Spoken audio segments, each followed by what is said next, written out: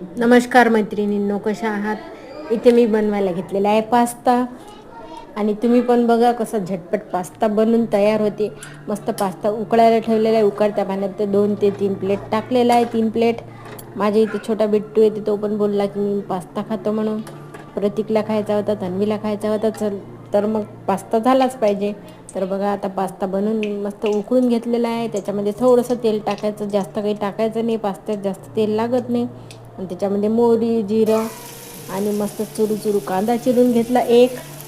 चुरू टमाटर चिरून घेतला आणि मस्त कांदा झाल्यानंतर त्याच्यामध्ये मस्त टोमॅटो टाकला. मस्त ते मऊ शिजू दिलं. त्याच्यानंतर बघा मी पास्ता मसाला टाकलेला आहे, 2 पॅकेट टाकलेले आहे. आणि चवीपुरतं याच्यामध्ये मीठ टाकलेलं आहे. त्याच्यानंतर पास्ता टाकायचा आणि पलटून फिरून घ्यायचा मस्त. आणि त्याच्यामध्ये टोमॅटो सॉस टाकायचा, चवीप्रमाणे मीठ टाकायचं आणि कोथिंबीर वरून पेरून घ्यायची. आणि बघा किती छान पास्ता तयार झालेला आहे. आलं की नाही तुमच्या तोंडाला पाणी सुटले की नाही पास्ता पाहून? तर या तुम्ही पण पास्ता खायला आणि चॅनलला सबस्क्राईब करायला मात्र विसरू नका. तर बाय.